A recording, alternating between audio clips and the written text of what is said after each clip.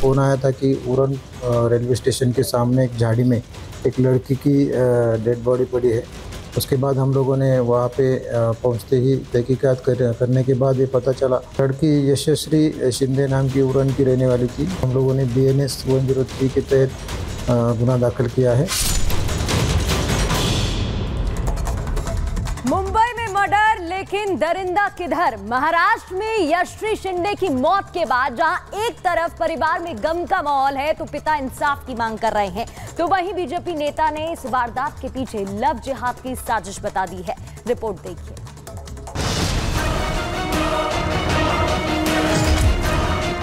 Friend को phone किया था कि मुझे बचाव करके। तेलंगाना में जैसा एनकाउंटर किया था वैसा उसका एनकाउंटर कर दो।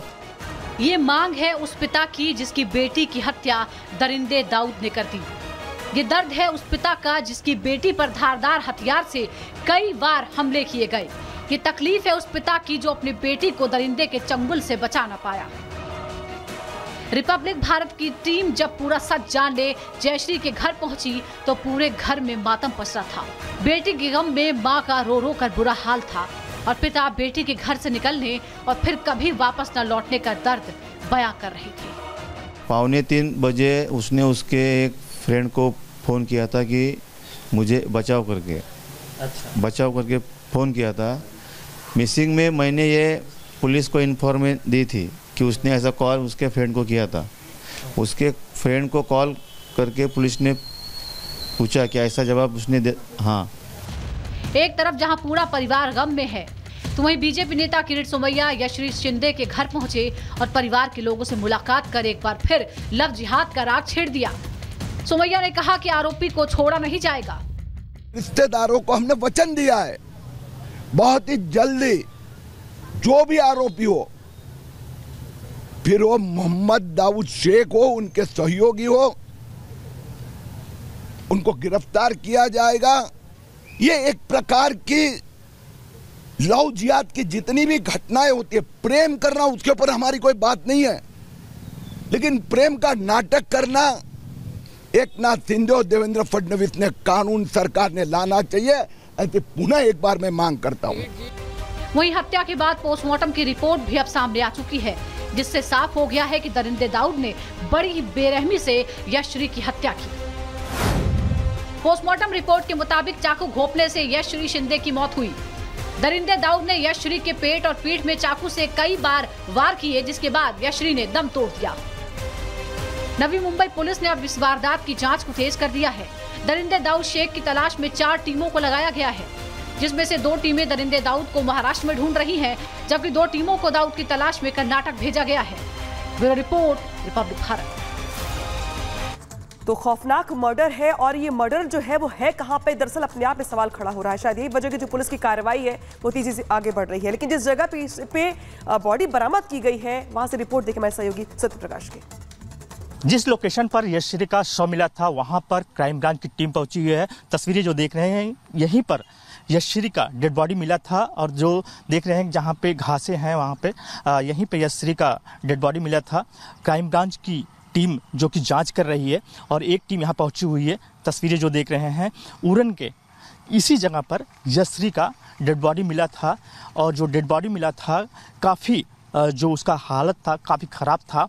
न्यू मुंबई पुलिस की 4 टीमें बनी है, और 2 टीमें जो है कर्नाटका गई है, और 2 टीमें जो है महाराष्ट्र के अलग अलग जगह पर जो आरोपी है दाऊद शेख को ढूंढ रही है। फिलहाल क्राइम ब्रांच की टीम पहुंची हुई है, इस मामले की जांच कर रही है। क्राइम ब्रांच की टीम जो न्यू मुंबई पुलिस की क्राइम ब्रांच की टीम है, देख सकते हैं किस तरह से लोकेशन पहुंची हुई है, सारा मुआयना कर रही है, किस तरह से एक्सीडेंट यहाँ पे किस तरह से घटना का अंजाम दिया दाऊद शेख ने।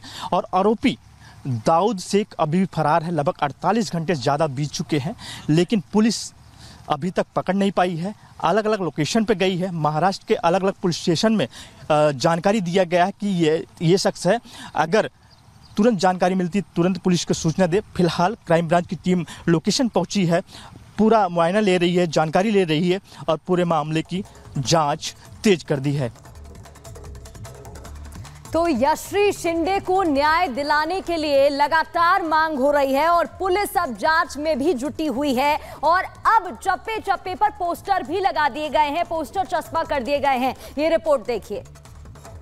उरण शहर में यश्री को न्याय दिलाने के लिए पोस्टर लगाए गए हैं। इस पोस्टर में लिखा गया है कि जो आरोपी है उसको फांसी की सजा दी जाए। तस्वीरें जो देख रहे हैं किस तरह से उरण सिटी में ये पोस्टर लगाए गए, एक नहीं कई पोस्टर लगाए गए हैं जो कि इसमें श्रद्धांजलि दिया गया है और साफ तौर से लिखा गया है कि जो गुनाहगार है, जो आरोपी है, उसको फांसी की सजा दी जाए। अलग अलग जगह पे ऐसी तरह से पोस्टर लगाए गए हैं और लोग लगातार डिमांड कर रहे हैं कि जो आरोपी अभी फरार है उसको तुरंत पुलिस अरेस्ट करे और जो कानूनी कार्रवाई है, कानूनी कार्रवाई करते हुए उसको फांसी की सजा मिलनी चाहिए।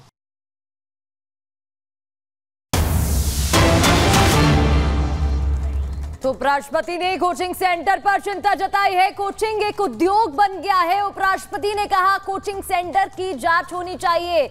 जगदीप धनखड़ ने कहा है कि ये एक उद्योग बनता जा रहा है, कोचिंग सेंटर मामले में जांच होनी चाहिए। चिंता जताते हुए उन्होंने कहा कि ये तो एक बिजनेस बनता जा रहा है, ऐसे में इस पूरे मामले में जांच जरूर होनी चाहिए।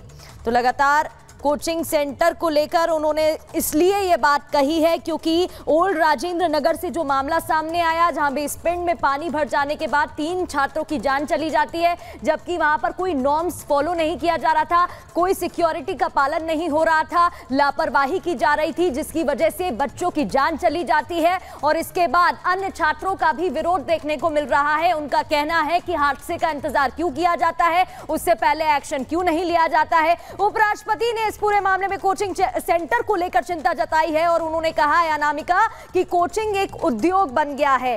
तो कोचिंग तो उद्योग बन ही गया है। शायद यही वजह है कि राजेंद्र नगर समेत करोल बाग, इसके अलावा लक्ष्मी नगर समेत कई इलाके ऐसे हैं जहां पर लाखों की संख्या में स्टूडेंट्स आते हैं, छोटे छोटे शहरों से, अलग अलग राज्यों से, बड़े अफसर बनने का सपना लेकर के, लेकिन यहाँ वो सिस्टम की भेंट चढ़ जाती है। इस बीच बड़ी खबर आ रही है जहाँ पे दिल्ली में कोचिंग सेंटर हादसे के बाद अलर्ट हो गया है। कोटा में 1 दर्जन से ज्यादा कोचिंग सेंटर सील कर दिए गए। तो देखिए, कोटा भी एक अपने आप में बड़ा हब है जहां पे सबसे ज्यादा देश भर से स्टूडेंट्स पहुंचते हैं IIT JEE की तैयारी करने के लिए। और शायद यही वजह है कि अब दिल्ली के बाद जयपुर में भी अलर्ट कर दिया गया है और अब जयपुर में, कोटा में खास तौर पर 1 दर्जन से ज्यादा कोचिंग सेंटर्स को सील कर दिया गया है।